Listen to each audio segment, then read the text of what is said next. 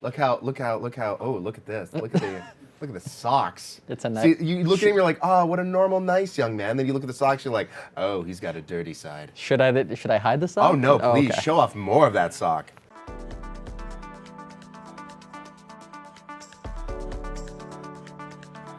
What's up, everybody? How are you guys doing? I'm Ryan Weller, and welcome on into the Player Space, where you get to hang out with some awesome friends who, by the way, have some rather beautiful looking socks. Speaking of which, here's Eric Stirpe.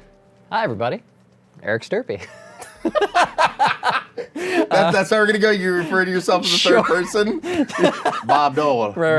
Bob Dole. No, and hey, everybody, I'm Eric Stirpe. I'm the lead writer for Minecraft Story Mode. And yeah, we're here today to play episode 2 of the first season. Did I just bite what you're saying? That's the take you want to stick with. Okay. I don't know. Yeah.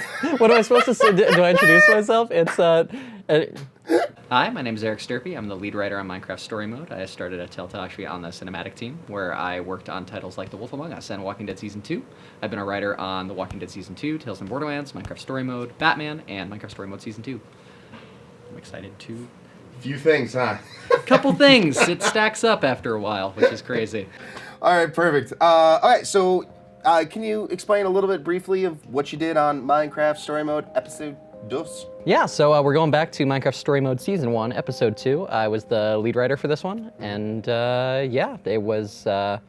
it's crazy going all the way back to this one, being halfway through Season 2 now. Yeah, and how far back are we going back? How many? Let's see, so this would have been, I think this one came out November or either October or November of 2015. I think October. So almost about 2 years. Yes, we're going back. just about 2 years ago. So about 2 years, he's going to be accessing all that old information. Going all the way back. Bringing it to the front. All right, Back cool. to when Ruben was alive. Oh, God, you're going to make me start crying, man. You're going to...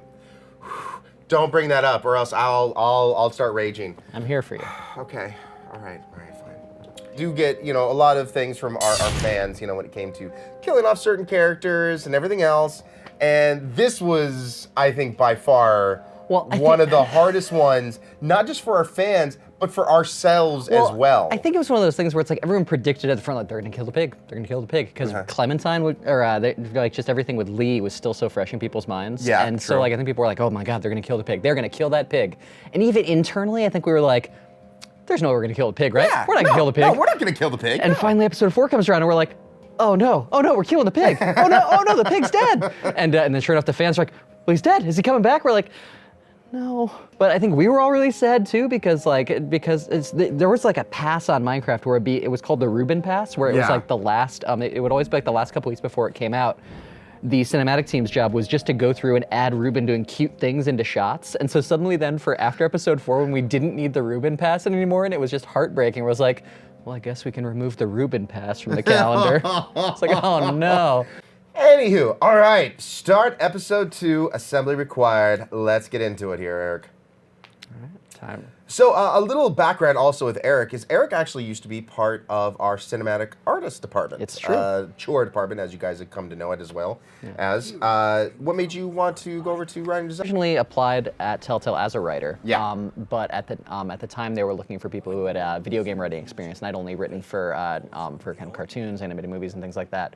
And but I had a background doing animation, and so I asked, well, is there a team that I could shadow for a couple months to learn about how video games are made? And so they said, well, we need people in our cinematic department right now. So they can I come in there for like 6 months, work and then reapply as a writer again. Yeah. And so they were really nice, and they let me do that. And I worked I worked on the cinematic team for I was on Wolf Among Us, Walking Dead Season 2, and then the early days of Tales from the Borderlands. Yeah. And then it was during Walking Dead Season 2 that I reapplied, and they needed someone to help finish writing Walking Dead Season 2, Episode 4. Yeah. So I jumped in to help do that, and then from there I went to writing full-time on Borderlands, and then to Minecraft after that. So I mean, that's kind of awesome too, because the cinematic art department here at Telltale is very, not only unique to Telltale, but it's what kind of brings our games all together. And so I think it was kind of even a boon to you to be able to go through that. Yeah, no, having worked in that department was such a huge help because I really did learn all the ins and outs of how our games are made. And I'm incredibly grateful for that time.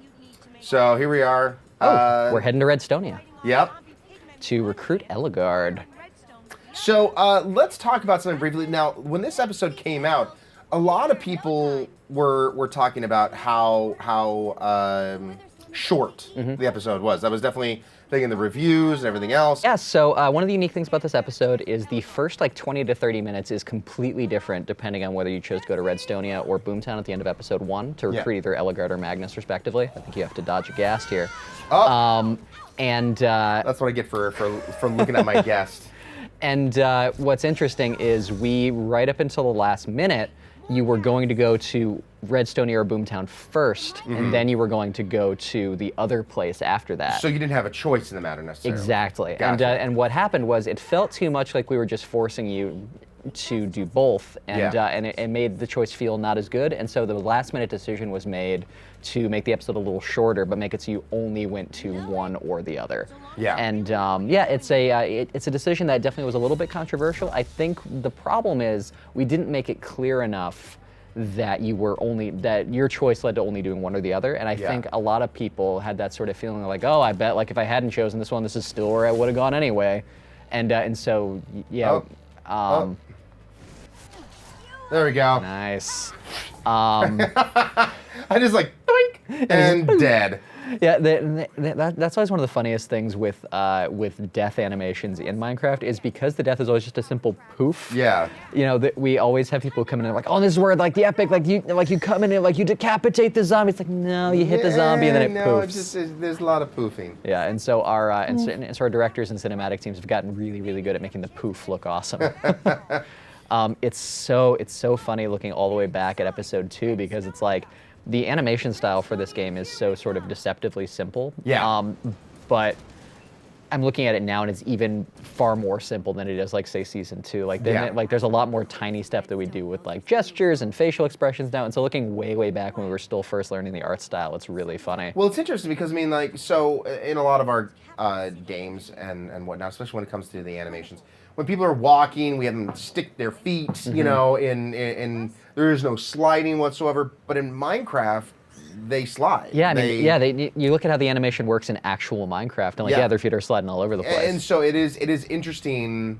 So it is kind of interesting to look at the different ways that we take our style of doing things compared to the original game and try to mesh those two things together.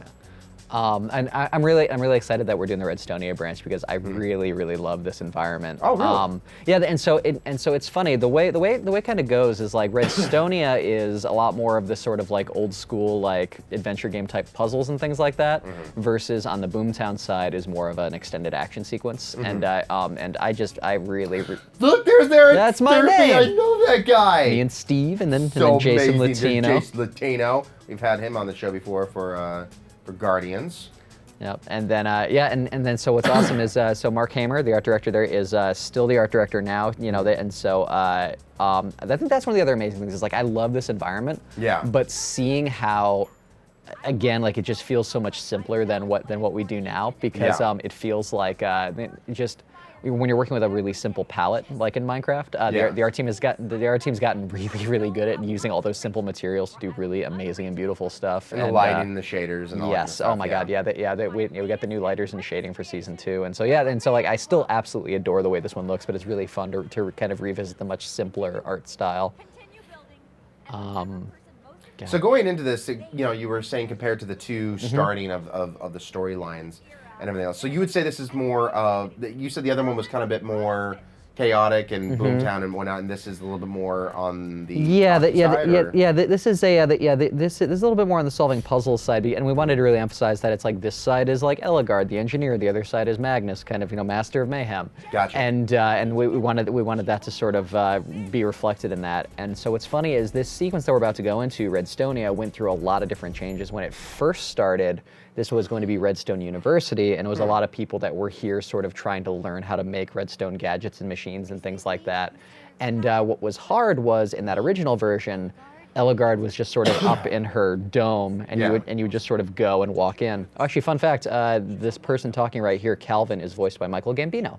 Oh, really? This one, I did not even know that. yeah. So Michael Gambino, one of our cinematic artists, and that it is him voicing this right now. That is hilarious. And what was funny was we had it was Michael was playing the scratch version of this character, and we were trying to recast someone else as this character, but everyone just loved Michael's voice so much that in the end we were just like, well, let's just leave it with Michael. And I'm really glad we did, because I think it's a very charming version of this, because basically this guy needs to be telling you that you can't go in and talk to his boss. And, and so he's kind of a jerk, and so you need someone with a really likable voice to make that not the worst. And And that's Gambino all the way. and that's Gambino, exactly. Yeah. And he's a lovable, huggable guy.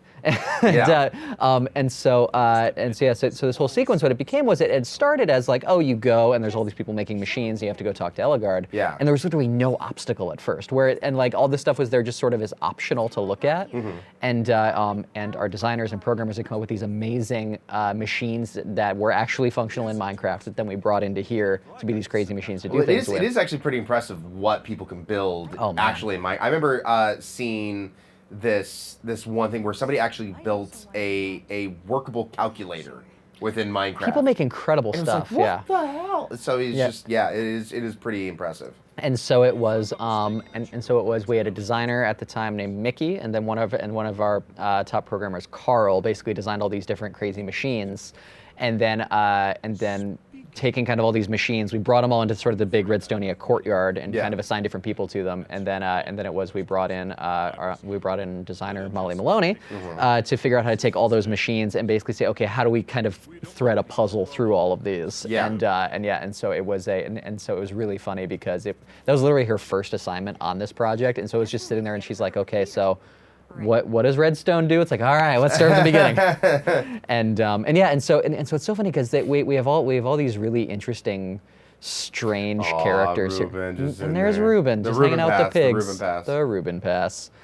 And so this was I think the very first example of one of our really big free walks that we came to really kind of love on this project. And the catapult back there. The Catapult. The Catapult. Or the Trémouché, depending on who you ask.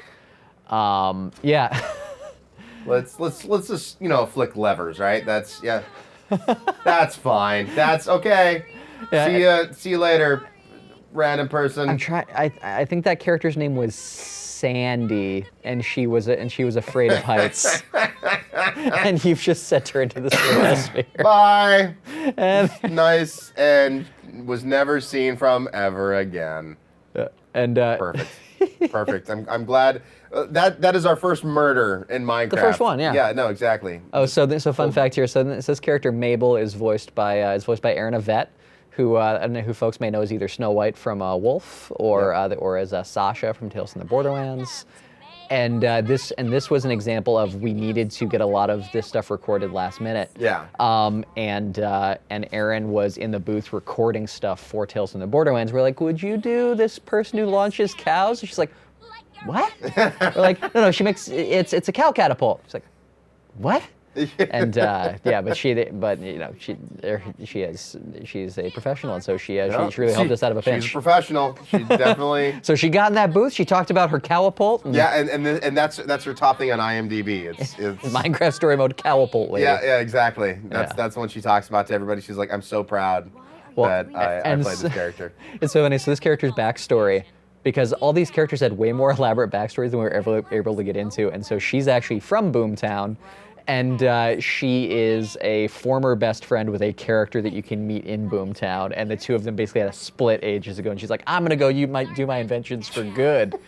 Again, this is a whole epic saga. A total lifetime drama thing you got going on. That, of course, you never get into. Yeah. Let's look at this thing.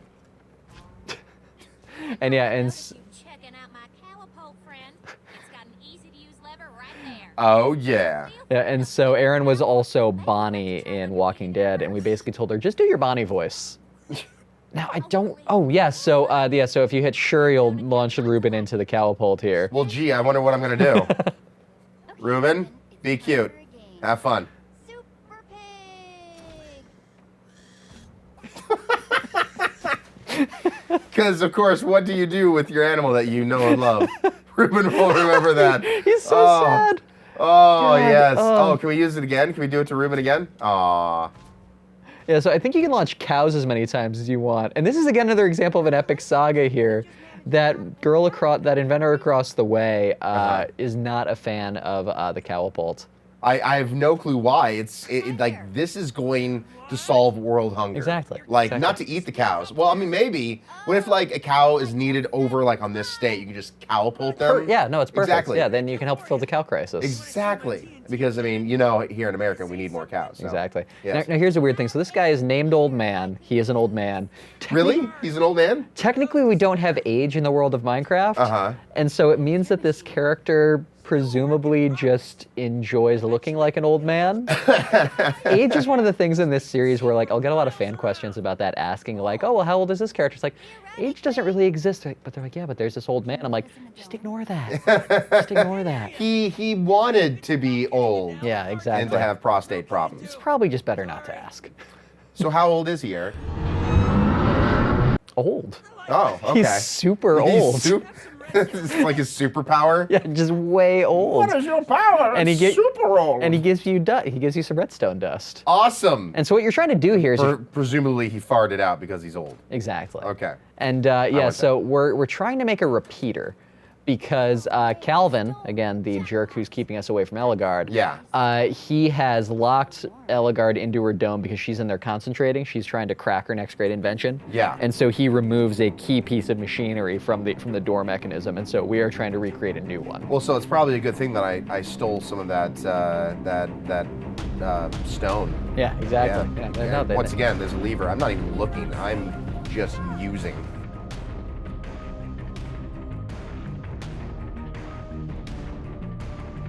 One of these, I think, is important. You know, one of those.